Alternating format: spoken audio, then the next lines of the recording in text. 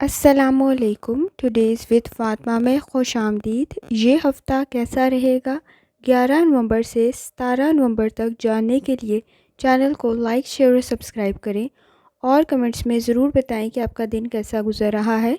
Video के timely notification के लिए बेल आइकन ज़रूर प्रेस करें। अगर आपने ऑलरेडी सब्सक्राइब और बेल आइकन प्रेस कर दिया हुआ है तो बहुत शुक्रिया।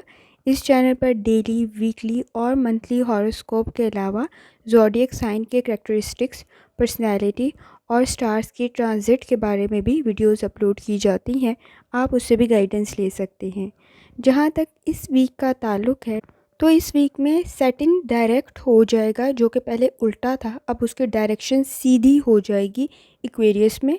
और साथ साथ ये प्लैनेट्स के लिए जस्टिस, इंसाफ और बहुत सारी चीज़ों में लॉयल्टी पैदा कर देगा। आपके डिसीजन बेहतर बन जाएंगे और बहुत सारी चीज़ों में जिनमें आपके साथ बेहतर नहीं था हो रहा, वो बेहतर भी हो जाएगा।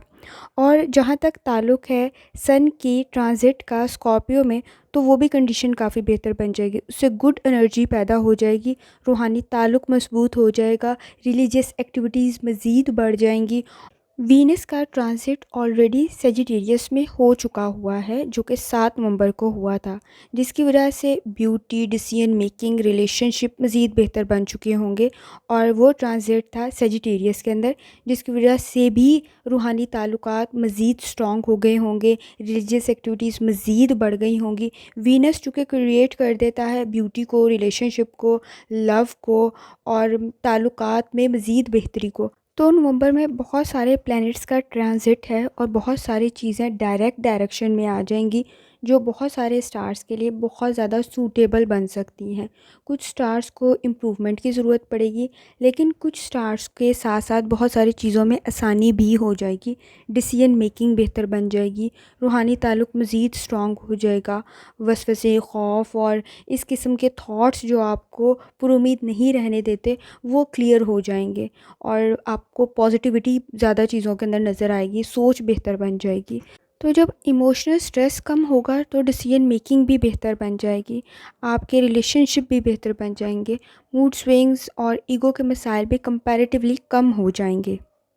तो लियो, जहाँ तक आपका ताल्लुक़ है सन की ट्रांजिट का स्कॉर्पियो में, तो ये आपका 4th हाउस है। आपके नज़दीक आपके घर के मसाइल हल हो सकते हैं। इस वक्त में जो आपके घर के इश्यूज़ आपको लग रहा था सॉल्व नहीं हो सकते और मसले इस किस्म के हैं कि इनमें मज़ीद इजाफा ही होगा, तो वो प्रॉब्लम हल होने की तरफ जा सकती है। अपॉर्चुनिटीज़ काफ़ी अच्छी बन सकती है। इमोशनल स्ट्रेस को भी आप कंट्रोल कर सकते हैं। इस वक्त में कंफर्टेबल सिचुएशन बन सकती है। इनसिक्योरिटीज़ जो आपके नज़दीक थी वो भी बेहतर बन सकती है। पीसफुल इन्वायरमेंट क्रिएट हो सकता है और इस वक्त में बिहेवियर के इश्यूज़ भी कंपैरेटिवली आपको कम होंगे। जहाँ तक ताल्लुक़ है सैटर्न का, वो आपके 6th हाउस में है। आपकी सर्विसेज को, काम को मज़ीद बेहतर बना देगा। और 7th हाउस में और 10th हाउस की पोजीशन भी आपकी काफ़ी बेहतर है। आपके करियर में काफ़ी बेहतरी पैदा हो सकती है अगर आप एडमिनिस्ट्रेशन से रिलेटेड कोई काम कर रहे हैं, या आप एडमिनिस्ट्रेशन के अलावा आप मैनेजमेंट का कोई काम कर रहे हैं, या आप इस वक्त में एग्जीक्यूटिव सीट्स पे हैं, तो भी आपके नज़दीक कंडीशन काफ़ी बेहतर है। आप कामयाबी की तरफ बढ़ सकते हैं, कोई चीज़ आपके नज़दीक बेहतर बन सकती है। इस वक्त में कोई अच्छा डिसीजन, कोई अच्छा प्रपोज़ल भी आप कर सकते हैं और आपके नज़दीक कमिटमेंट भी काफ़ी बेहतर बन सकती है इस वक्त में।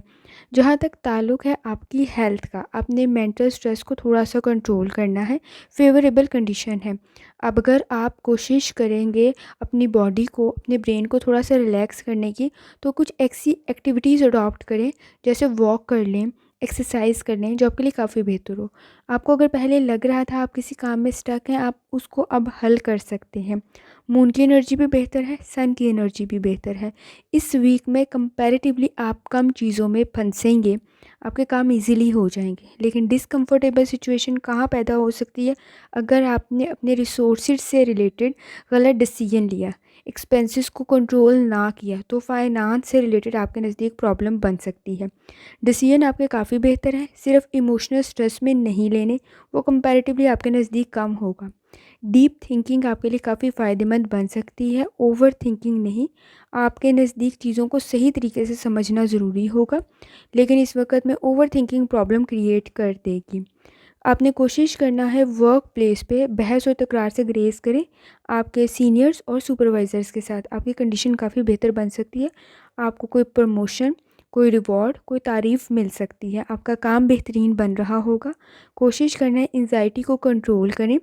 आपके नज़दीक कोई नया काम कर रहे हैं तो घबराना नहीं है, आपको आता होगा। स्टूडेंट हैं तो भी ज़रा केयरफुल वे से चलने की ज़रूरत है, लेज़ी नहीं होना। एक्टिविटीज़ आपके नज़दीक चीज़ों को बेहतर कर देंगी। मेंटल स्ट्रेस को कंट्रोल करना है। इस वक्त बहुत सारी चीज़ों से रिलेटेड आप बहुत प्रोडक्टिव भी बन रहे हैं और प्रोटेक्ट भी करने की कोशिश करें। उससे रिलेटेड हिफाजत भी बहुत ज़्यादा करें। अगर आप हिफाजत करेंगे तो काफ़ी बेहतर है, लेकिन इस वक्त में इनसिक्योरिटीज़ आपके नज़दीक प्रॉब्लम क्रिएट कर देंगी, तो एहतियात करने की ज़रूरत है। अपनी हेल्थ के साथ साथ अपने प्यारों की हेल्थ का भी आपने ख्याल रखना है। कहीं कोई अच्छी खबर आपको मिल सकती है।